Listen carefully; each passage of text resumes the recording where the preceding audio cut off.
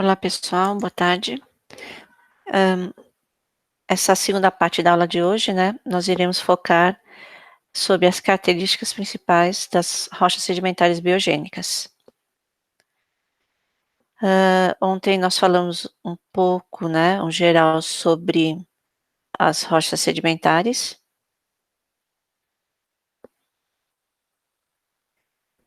E classificadas em 3 principais grupos: terrígenas ou siliciclásticas, biogênicas e químicas, né.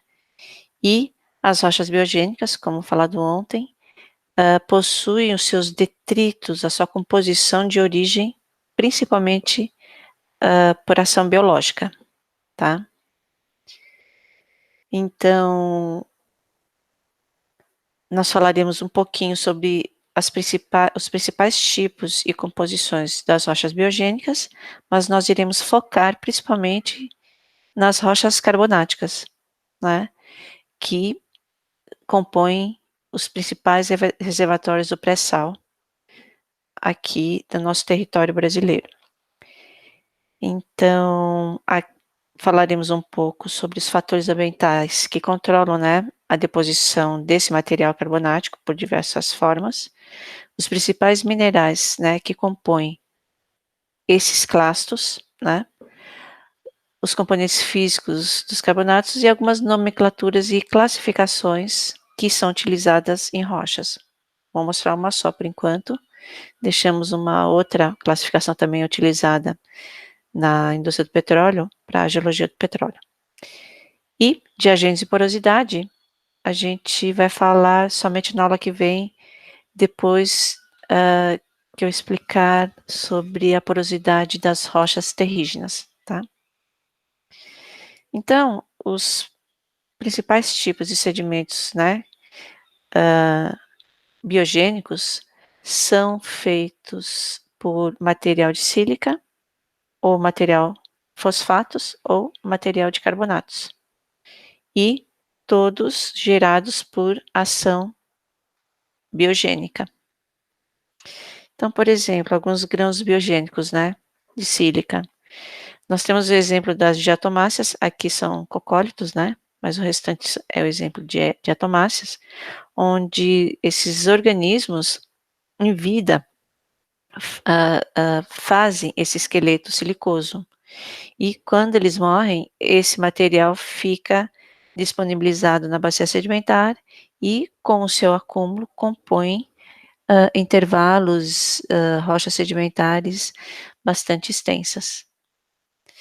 Eles ocorrem tanto em ambientes marinhos quanto ambientes lacustres.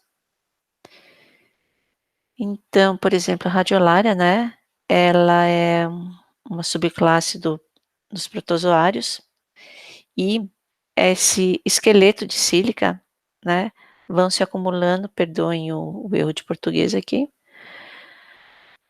e compõem espessos depósitos de chert marinhos, que são camadas extensas, né, de composição de sílica, que se ocorrer no reservatório, serão como barreiras de permeabilidade.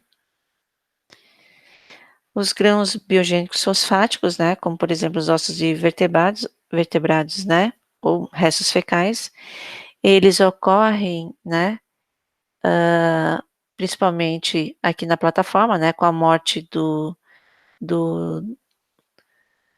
dos animais, etc.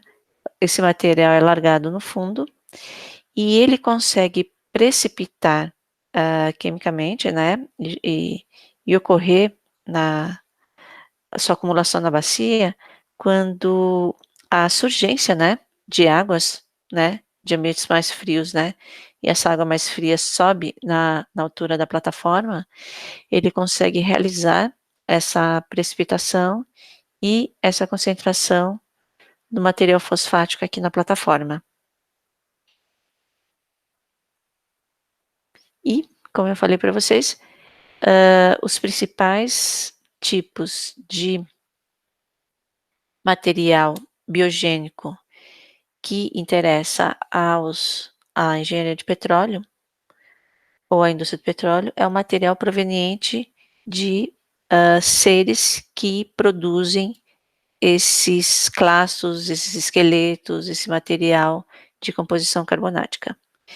Então, nós temos alguns tipos, né, principalmente os que são produzidos biologicamente, que são grãos autóctones biogênicos, quer dizer, que são gerados na própria bacia, no próprio local, e não são depois transportados. Os autóctones bioinduzidos, né, e alóctones biogênicos, como por exemplo uma concha, né, depois que, por exemplo, o bivalve descarta ela vira um material que pode ser transportado por alguma corrente ou onda, por exemplo, e ser depositada, acumulada na bacia sedimentar, junto com outros grãos, outros classes também de mesma composição. Dentro do material carbonático, né? Então nós temos a classe carbonatos, ok?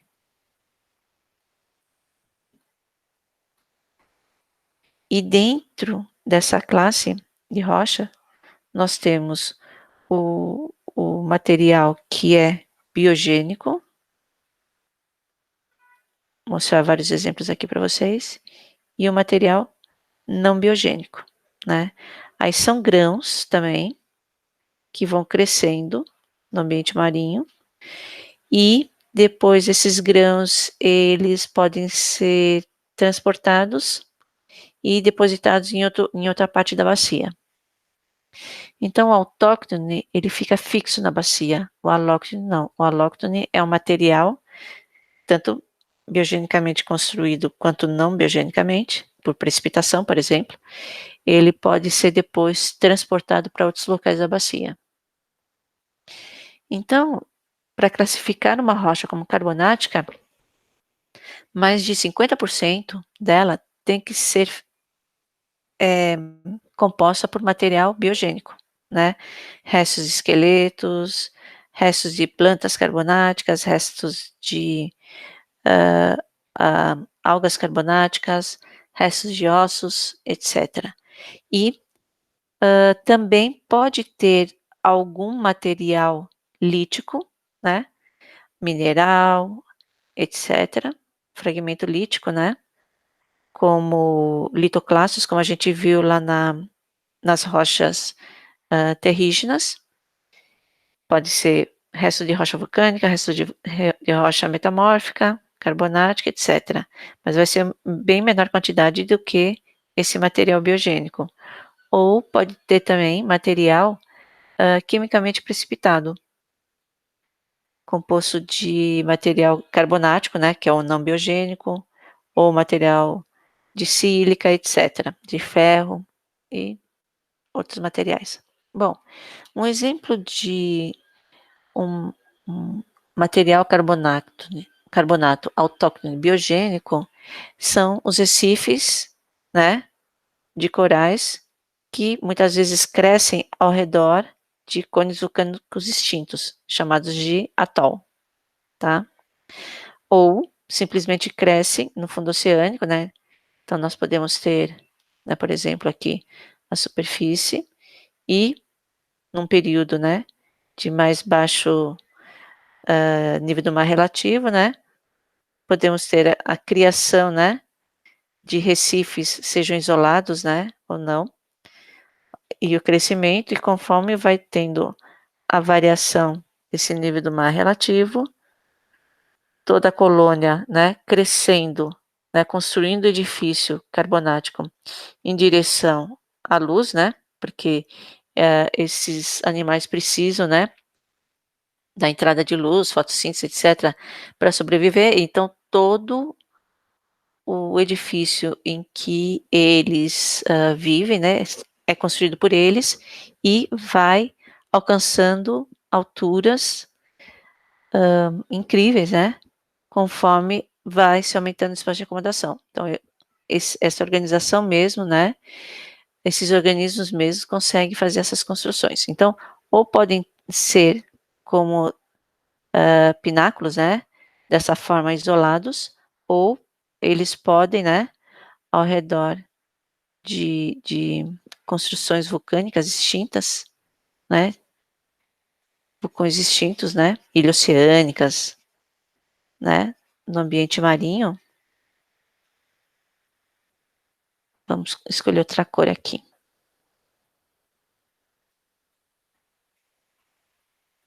Que tenham, né, uma certa altura propícia para a instalação desses organismos, né, em relação ao nível do mar relativo.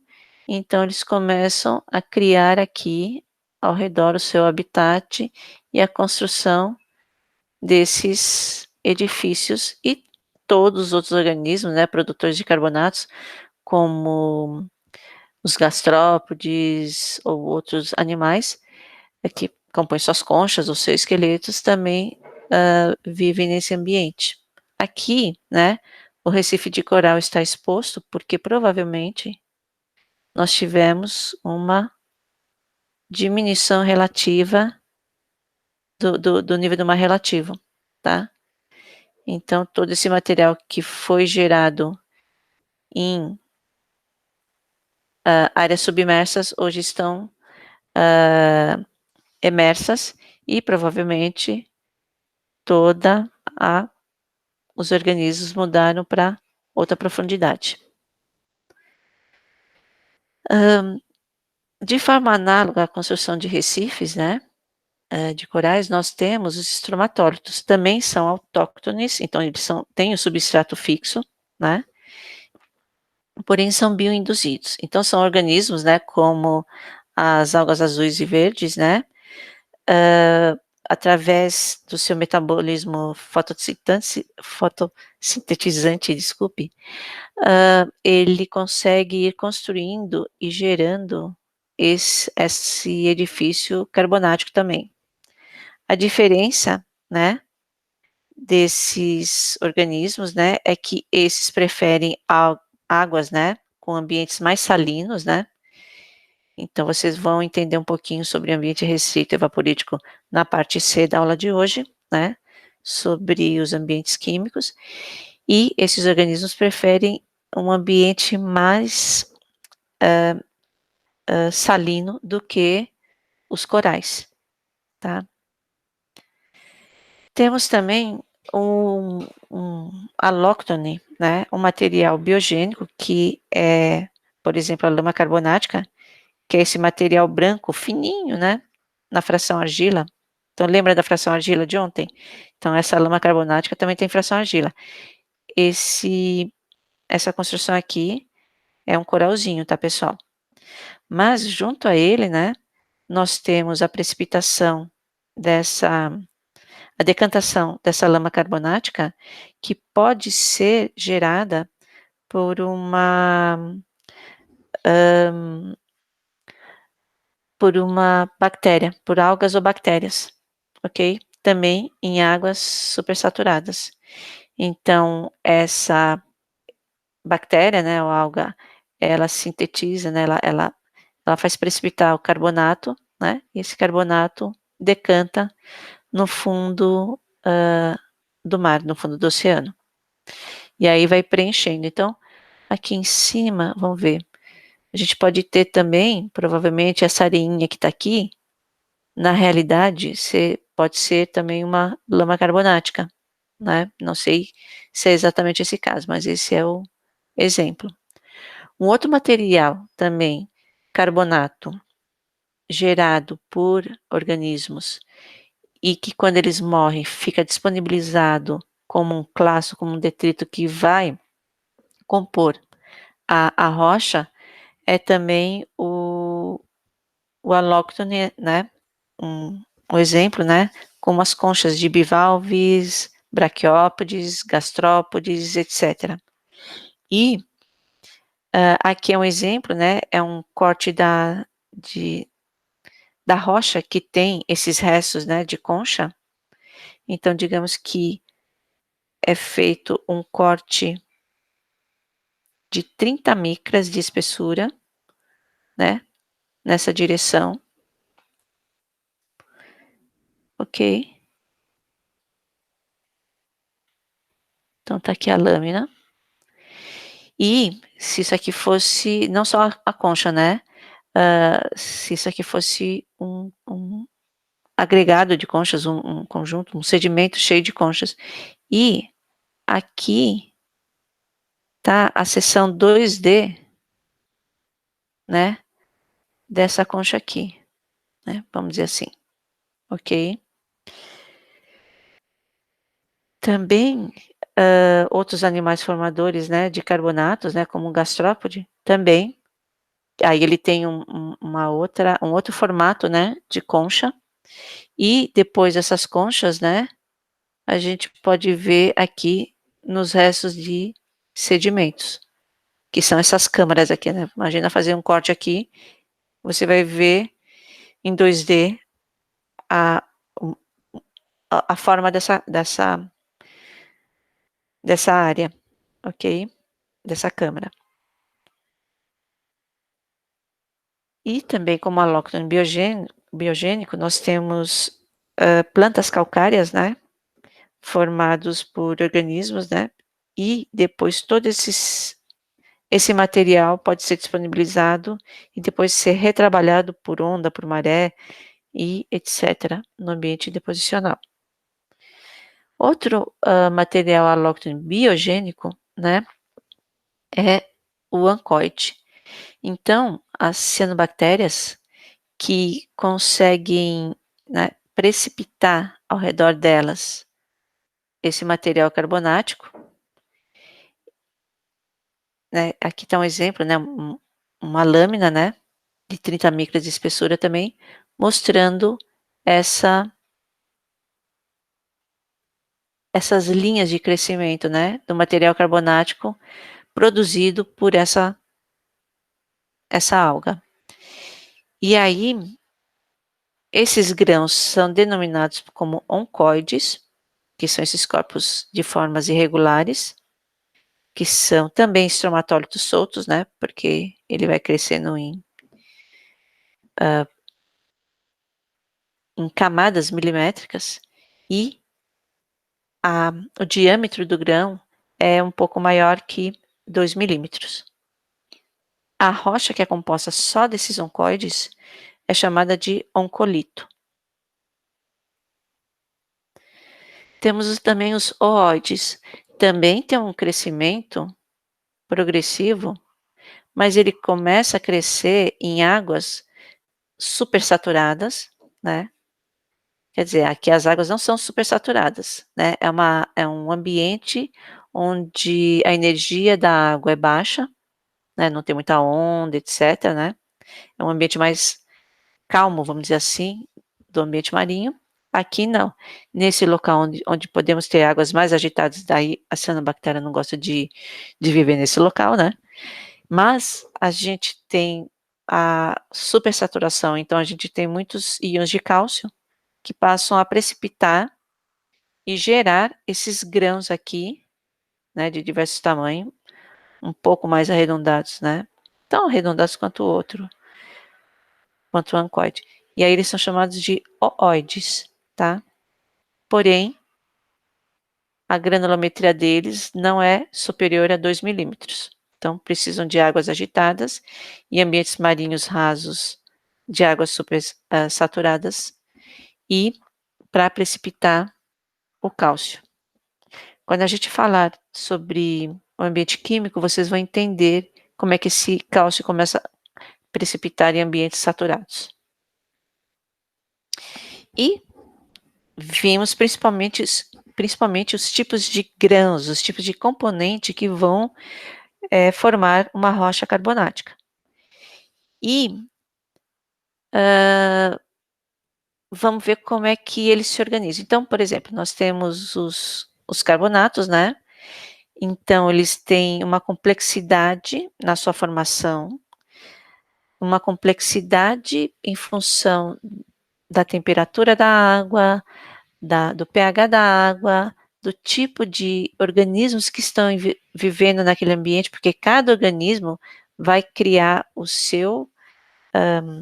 a sua carapaça, o seu esqueleto, e vai se aproveitar dos íons que tem na água do mar para compor mineralogicamente a sua concha, por exemplo, né. Então, as rochas carbonáticas, elas são compostas principalmente por minerais de calcitas, que têm essa composição química, ou por minerais de dolomitas, que têm essa composição química. Então vamos ver um pouquinho sobre isso. Bom, a maioria dos carbonatos de cálcio possui fontes biológicas. Nós vimos lá atrás os oóides que têm uma precipitação não biogênica, então é autóctone não biogênico. Mas os que têm fonte biogênica, né, como as partes duras, né, as conchas, e, e, e os esqueletos de corais, os esqueletos, né, os estromatólitos, né, de cianobactérias, de ceras algais, então eles têm a mineralogia feita por calcita, aragonita ou outros minerais que a gente vai falar lá para frente. Tudo isso vai depender que tipo de mineralogia vai ser, também, além disso, em função da profundidade da água que o organismo estiver vivendo, da composição, né, os nutrientes que essa água tiver, a temperatura, a salinidade e o suprimento do material terrígeno também. Então, quanto mais material terrígeno tiver, menos organismos gostam de viver naquele ambiente, né, turvo, vamos dizer assim. Então, eles podem se deslocar para outros locais e aquele local onde eles vinham desenvolvendo e gerando o seu material carbonático para de ser gerado, porque vem o material terrígeno do continente. Bom, como que esses organismos produzem, né, esse material carbonático?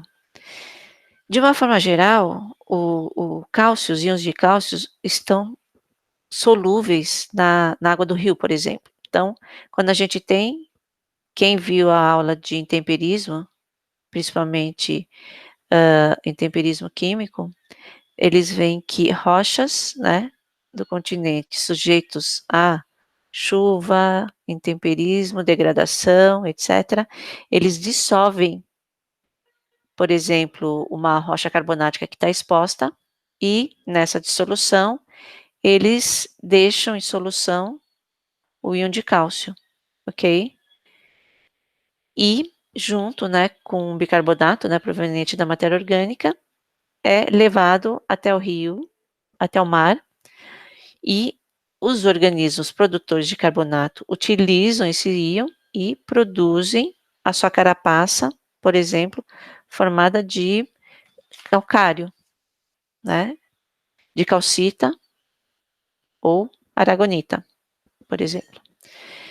Então, porém, se qualquer condição ambiental mudar no local onde esse organismo está vivendo e está produzindo esse carbonato de cálcio, como por exemplo a variação da temperatura, a gente pode ter novamente a dissolução em íons desse carbonato de cálcio gerado. Mas se a gente tiver o aumento da temperatura na mesma região, a gente pode ter o caminho inverso. O que estava dissolvido passa a ser precipitado. E é essa a possibilidade. Outra condição também nessa questão da dissolução e precipitação do carbonato de cálcio é quando temos a diminuição do pH, que essa diminuição do pH dissolve também o carbonato de cálcio, no caso aqui, por exemplo, a calcita, tá? E deixa novamente solúvel o íon de cálcio. Outra condição ambiental, né, e vocês devem conhecer, vocês do BICT devem conhecer bastante, muito melhor que eu, é a degradação da matéria orgânica, né, implica no aumento do CO2, que vai implicar no pH, que vai implicar na dissolução de novo do carbonato de cálcio. E também a grandes profundidades, né, por conta do aumento da pressão e a dissolução do CO2 a grandes profundidades, também promove a dissolução do carbonato de cálcio. Então, vocês vejam que qualquer variação na temperatura, pressão e etcétera, né, do ambiente, você já tem a mudança completa das condições ideais dos organismos conseguirem precipitar o carbonato de cálcio na forma de conchas, né, mineralizar eles, né, nas conchas deles, e por isso a formação desses grãos ou desses componentes é bastante complicada de se entender. A gente vê o produto final registrado nas rochas, e por isso, vamos dizer assim, pela composição mineralógica, pela composição dos tipos de grãos, né, a gente consegue saber quais eram as condições da água, etc., e quais eram os seres e organismos que habitavam aquele intervalo da bacia, naquele período em que teve aquela concentração na rocha sedimentar. Então, de uma forma geral, quais são os fatores que controlam a deposição de carbonatos numa bacia sedimentar? Controles biológicos, claro, cada espécie vai ter o seu metabolismo, vai ter a sua condição necessária para viver naquele local, e qualquer fator físico-químico da água que modificar também muda toda a, a, as condições daqueles organismos. Então, o clima interfere, né, na questão da temperatura, a, a penetração da luz também interfere, então qualquer variação do nível de base relativo, seja na eostasia, etc., na geração de espaço de acomodação, vai interferir que tipo de material está sendo gerado, irá ser gerado, a temperatura da água, a circulação da água, né, a oxigenação da água, o oxigênio da água e a salinidade da água, como a gente viu lá atrás, né? Mudou muito a salinidade, muda também os organismos que se adaptam àquele ambiente e muda também a produção do tipo de carbonato que está sendo gerado. E a atividade tectônica da bacia interfere também, por quê? Nós precisamos ter costas, né, marinhas bastante calmas, propícias, né, para esses seres se organizarem e começarem a crescer. Se por acaso tivermos uma tectônica atuante, né, onde nós temos, né, altos, ok? Erosão, intemperismo, transporte de material terrígeno, e esse material terrígeno chegar nesse ambiente, ele vai causar o quê? Ele vai causar, vai deixar a água turva, né? Vai ter muito mais grãos competindo, né? Na região, e a diminuição de entrada de luz faz com que esses organismos produtores de carbonato se mudem para outro local da bacia, tá? Então, geralmente, os locais onde tem a produção de material carbonático não tem muita entrada de material siliciclástico. Não combina, não pode por conta disso, tá? E esses organismos secretores, né, de carbonatos, né? Eles variam tanto, né, no tipo dos organismos, quanto nas proporções em função da composição química, das temperaturas, etc., que teve ao longo do tempo geológico. Então, a gente pode ver um exemplo aqui. Então, por exemplo, os foraminíferos, né? Em maior parte atuando a partir do fim do Mesozoico, né? E no Paleoproterozoico eles não tinham tanta expressão, vamos dizer assim. Por sua vez, os braquiópodes, eles tinham maior expressão, né? Na época do Paleozoico, porém, em épocas recentes, né? O quaternário, eles já não são tão importantes assim. Diferente dos corais, gastrópodes né, etc. Os crinoides também, eram bastante mais volumosos, vamos dizer assim, na época do Paleozoico do que nas épocas mais recentes. Então, os períodos, né, geológicos, eles registram uma maior ou até inexistência de alguns organismos, não são todos aqui que são produtores de carbonatos, né, trilobitas não é produtor de carbonato, e isso também interfere no tipo de clastos que foram gerados e deixados para compor a rocha sedimentar. Também o clima influencia, né, em função dos organismos, né, preferirem águas mais quentes, e aí também a profundidade da água, onde eles preferem entre 10 e 20 metros, mas é possível, né, temos carbonatos até, produção de carbonatos até 100 metros de profundidade. E essa subsidência tectônica quer dizer, se nós tivermos a subsidência da bacia durante a construção, muito mais rápida do que a construção, e aí essa lâmina d'água ficar muito, muito grande, é capaz desse material, né, não conseguir, todo o organismo daqui, os organismos não conseguirem mais sobreviver, ele ser abandonado e o restante da bacia começar a receber sedimento terrígeno para preencher esses intervalos. Bom, e nós estamos falando de materiais, esqueletos de corais, materiais de conchas e etc. Mas do que é feito esse mineral? De carbonatos, sim. Mas quais carbonatos? Então, nós temos 4 tipos principais de minerais de carbonatos, tá?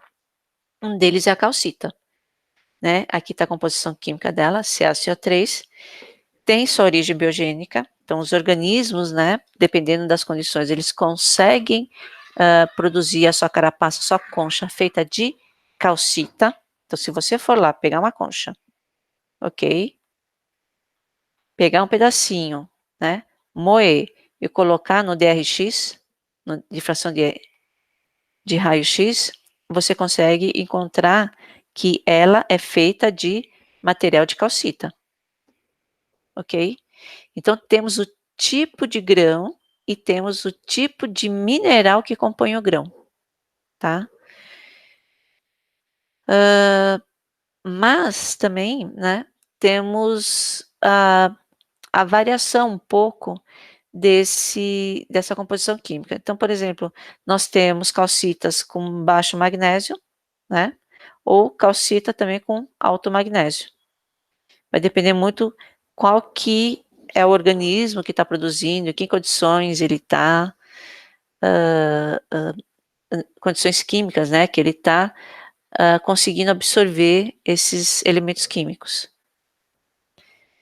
Então, para vocês terem uma ideia, né, como a química do ambiente marinho ela vem modificando ao longo do tempo geológico, nós temos que os calcários antigos, né, sei lá, na época os calcários gerados na época do pré-sal, eram formados por organismos, né, por restos de organismos, né, com minerais de calcita de baixo magnésio, e atualmente os carbonatos que estão sendo gerados são de minerais de calcita de alto magnésio. Então, só nisso a gente vê que tem havido uma modificação das condições químicas marinhas ao longo do tempo geológico.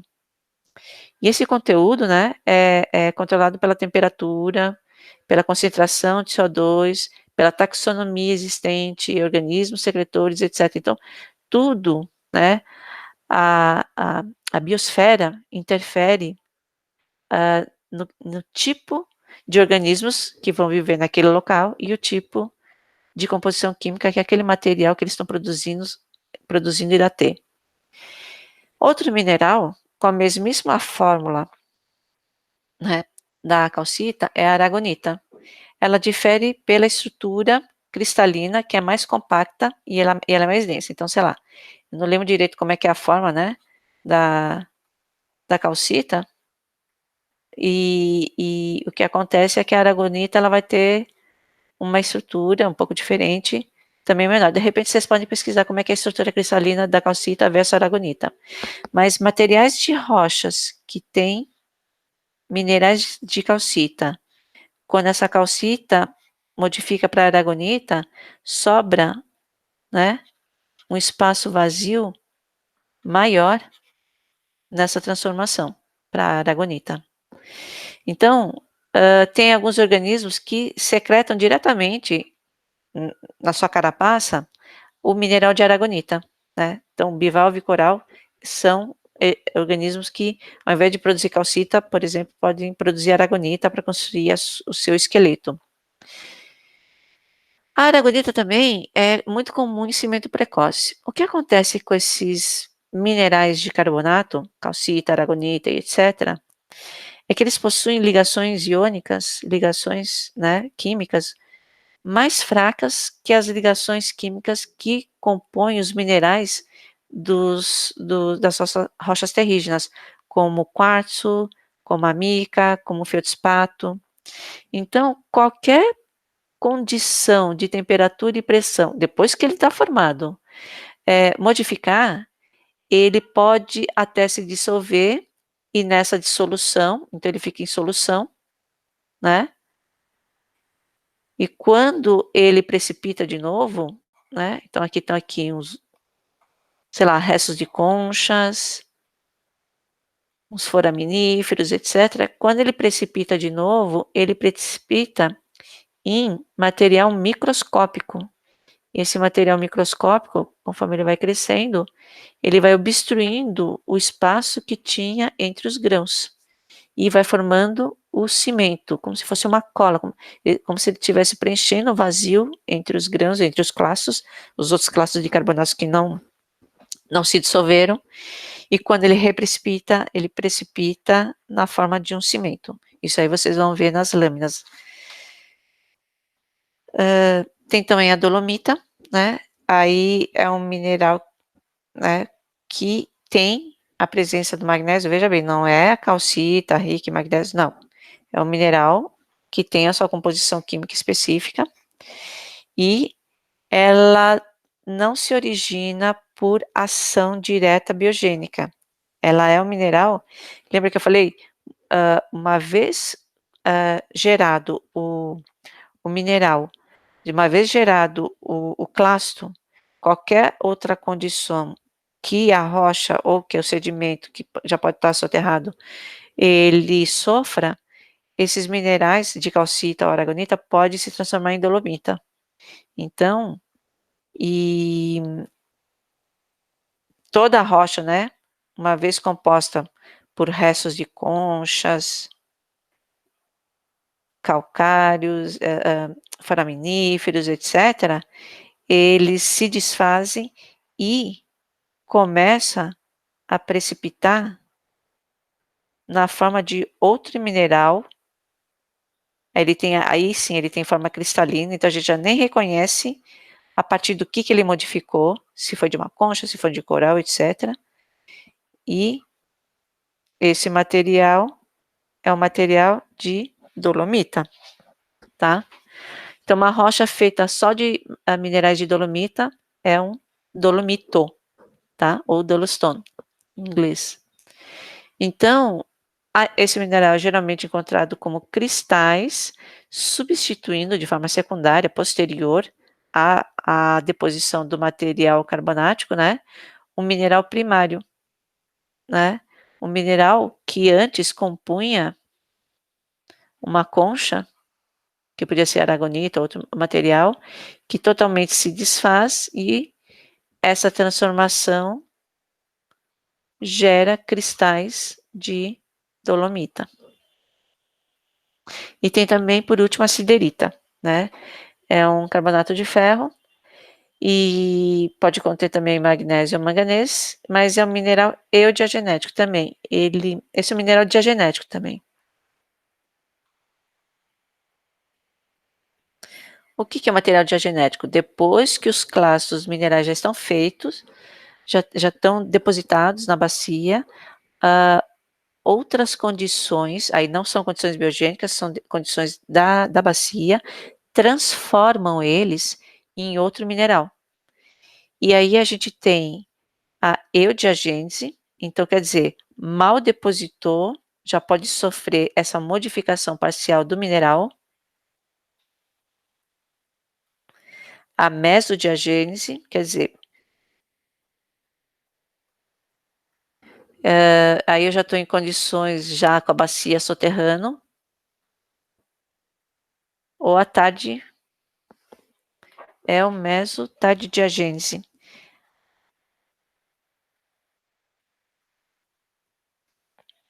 É tardidiagênese? Acho que é isso. E aí pode ocorrer em qualquer época da bacia. Ok? Quer dizer, quando a bacia já foi totalmente soterrada e pode estar se erguendo e tal. Então, a dolomita ela pode ocorrer em qualquer um desses 3 eventos. É tarde, tá? Tardidiagênese.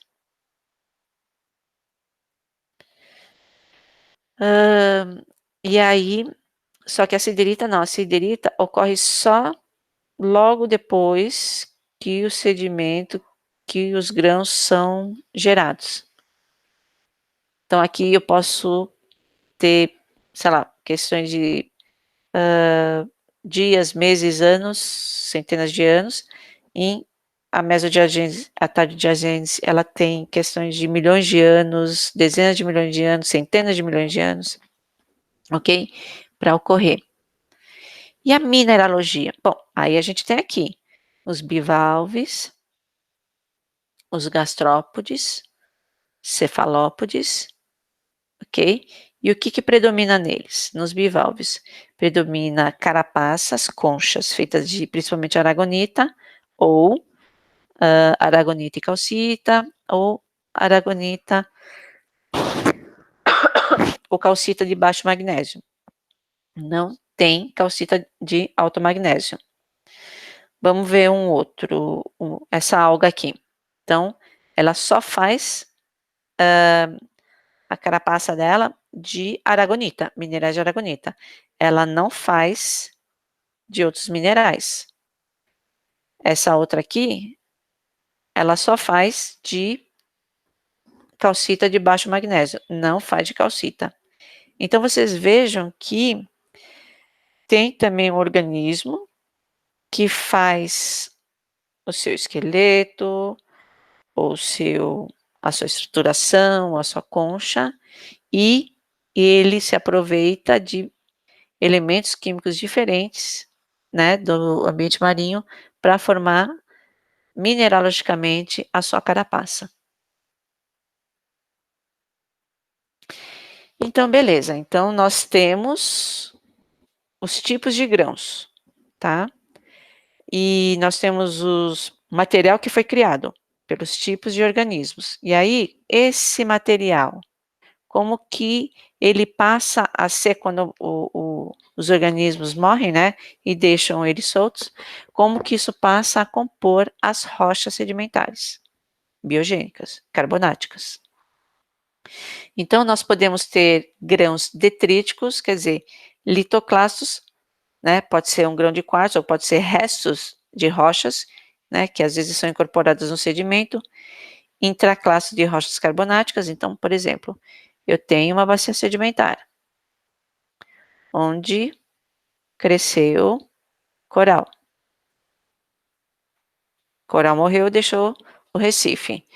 As ondas, né, podem provocar a quebra, né, de uma parte dele e essa quebra ser disponibilizada no local. E outro processo, sei lá, de ondas, por exemplo, pode conduzir esse material, que é um material detrítico também, para outro local, para ser depositado em outro local da bacia.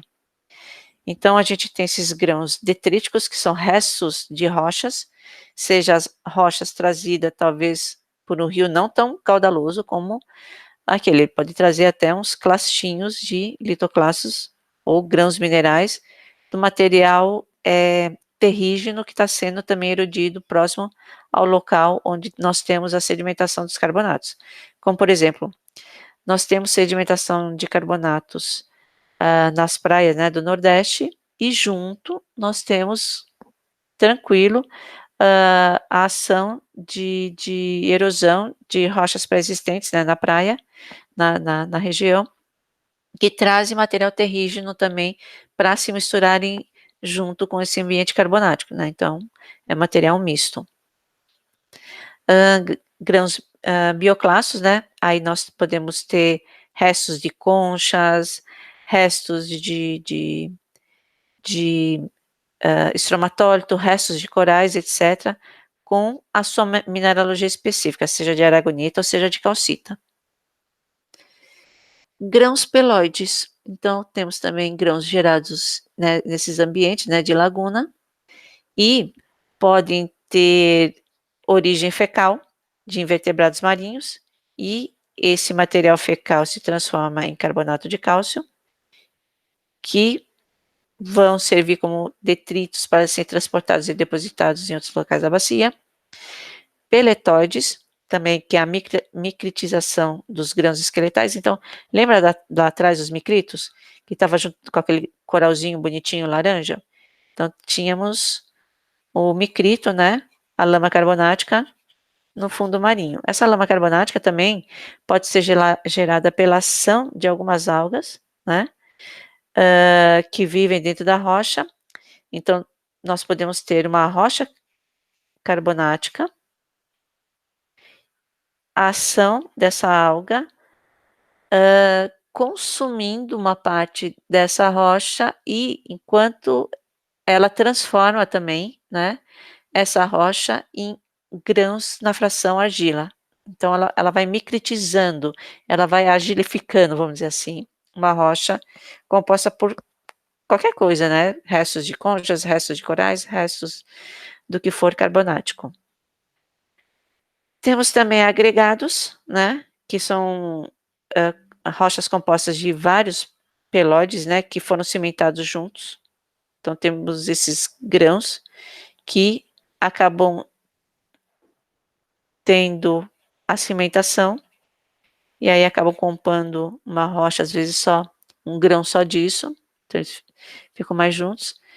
Grãos recobertos, né, então nós temos, né, esse aqui do oide, ou do oncoide, biogenicamente construído, quimicamente precipitado, ok? Esse aqui, o oide. E aí a gente pode ter ooides, sedimentos feitos só de ooides, ótimo, por quê?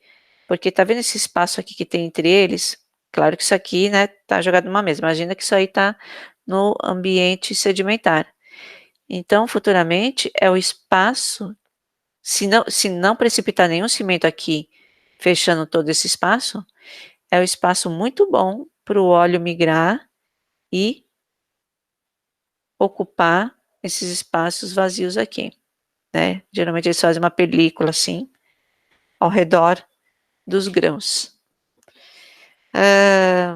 Episódios, que são grãos de órdes maiores que 2 milímetros de diâmetro e formam C. Nossa, não sei por que sai. Acho que foi a hora de transformar em outro formato o arquivo. Formam-se em cavernas, então são rochas chamadas de pisólitos, indicadores de baixa energia. Tem os oncoides aqui, como aqui, grãos maiores que 2 milímetros de diâmetro, de origem biogênica, formados pelas algas azuis. Então temos rochas também só desse tipo ou só desse tipo. Também importantes tipos de reservatórios do pré-sal. Micritos, já falei lá atrás para vocês, é aquela argila carbonática, fração argila, só que de material carbonático. O micrito também é chamado de, em alguns termos, né, geológicos, de calcilutito. Maior parte dessas argilas calcárias são formadas de aragonitas, né, e elas podem ser geradas também, não só pela ação de bactérias, ou de algas, mas também geradas pela ação de ventos ou mares que desgastam rochas carbonáticas e podem, nesse desgaste, nessa erosão, produzir material na fração argila. Temos o cimento, que eu já expliquei para vocês, que pode ser, pode crescer, né, durante a diagênese, a mesotade diagênese, nos espaços entre os grãos. E o cimento mais comum, né, que nós temos é o calcário do carbonato, é a calcita. Mas tem também cimentos de dolomita, anidrita. Anidrita é um sal, tá, pessoal? Sílica, ok? Mas isso não é carbonato. O único carbonato é esse. E os poros que eu vou falar na próxima aula. Nomenclaturas e classificações. Então, nós temos vários parâmetros, né, que podem ser utilizados da rocha para definir uma nomenclatura específica. Então, temos a composição química, é feita de dolomita, o material que compõe todos os classes lá, tem de dolomita, tem de calcita, tem de aragonita. Tamanho dos grãos, é de oncoide, ooide. Então, quais são os tamanhos dos grãos? Os restos de conchas, né? Acima de 2 milímetros, na fração, que seria, né, se a gente fosse comparar a granulometria dos terrígenos, fração areia, fração seixo, fração calhau, tem de tudo, como reservatórios do pré-sal. Qual tipo de partícula? Resto de concha, resto de coral? Coral? É um coral? Esqueleto, aliás, de coral? Tipo e conteúdo da porosidade. A gente vai ver na aula que vem. Grau de cristalinidade, veremos na aula que vem. E qual a quantidade de argila? Qual a quantidade de micrito aquele intervalo de carbonato de rocha possui? Então, nós temos aqui a classificação mais simples que tem, né, de Dunham, em 69, em que considerou o tipo, o tamanho do grão versus a quantidade de micrito que ele possui. Então, aqui, nós temos um primeiro muito mais micrito, né, todo esse material branco pontilhado, e pouquíssimo, menos de 10% de grãos. Grãos que eu digo, resto de concha, resto de litoclasto, resto de esqueleto de coral, o que for. Qualquer coisa acima da fração argila. Então, essa rocha é denominada de mudstone. Se nós temos um pouco mais desses detritos, desses clastos, um pouco mais de 10%, mas ainda temos muita argila, ok? Olha quanto em volume, né? Se olhando, né? Essa área, o volume é mais que 70% de argila, de micrito. Então, a rocha é chamada de wakestone. Agora, se nós temos menos de 5% de micrito, tá vendo que é bem pouquinho, ela tá só aqui, ok? E o resto todo é material detrítico, em diferentes tamanhos, aí nós temos uma rocha denominada como pechstone. Se a gente tem menos de 5% de micrito, né, e uma quantidade, né, maior ainda em volume, né, proporcional, de grãos, de clastos, seja lá o que for, aí o termo para a rocha é grainstone. Então, esses quatro vocês precisam saber: mudstone, wakestone, pechstone e grainstone, ok? Se são restos, se são materiais in situ, como esqueleto de coral e estromatólitos, aí a denominação é boundstone. Agora, se tudo isso aqui, lembra que eu falei lá atrás? Existe uma diagese que transforma todo o material anterior, independente se ele é micrito, independente se é resto de concha, independente se é resto de coral, assim, independente da mineralogia, se é aragonita, calcita, etc., e transforma em dolomita. Aí vocês vejam que nós temos o crescimento de cristais de dolomita, aqui, exemplificados, que obliteram toda a forma original da rocha durante a diagênese. Então, nós temos um carbonato cristalino, ok? E vocês vão ver que às vezes ele não cresce assim tão juntinho. Existe espaço poroso muito bom entre esses cristais de dolomita, e esses espaços, geralmente, se a gente tem a vinda do petróleo, né, a migração do petróleo, são os espaços onde o petróleo irá ocupar. E aí, o que acontece? Uma rocha dolomito, feito só de cristais de dolomita, é muito bom reservatório, ok? Só que, na vida real, lá a 7.000 metros de profundidade, o que nós temos? Materiais, diversas composições, com diversos tipos de detritos, etc., com diversos tipos de porosidades. Mineralogia, né, carbonático, calcário, aragonítica, e esses materiais muitas vezes são molháveis a um tipo de fluido, como água ou óleo, e a dolomita é o contrário. E aí a gente tem várias intercalações, às vezes, de materiais ora carbonáticos, ora dolomitizados, ora carbonáticos, ora dolomitizados, tá? E aí sim, é um perrengue para se recuperar o hidrocarboneto, porque se você lança um tipo de fluido, ele pode ser molhável a um tipo de rocha ou outro tipo de rocha, e ao invés dele expulsar o hidrocarboneto, ele vai se aderir aos minerais, à rocha, e não vai fazer a frente, a pluma de vamos dizer assim, de empurrar o hidrocarboneto para o poço produtor, tá? Por isso que muitas vezes é injetado lá, como fluido de recuperação, o gás, tá? Porque daí o gás não entra tanto, tem os seus problemas também, mas não tem essa questão da molhabilidade do fluido que você está injetando. Bom, e a diagênese e porosidade fica para a aula da semana que vem, ok? Então, por enquanto, isso é hoje, ok? Veja essa aula, faça o resumo e me entregue até quarta-feira da semana que vem. Obrigada e bom trabalho a todos.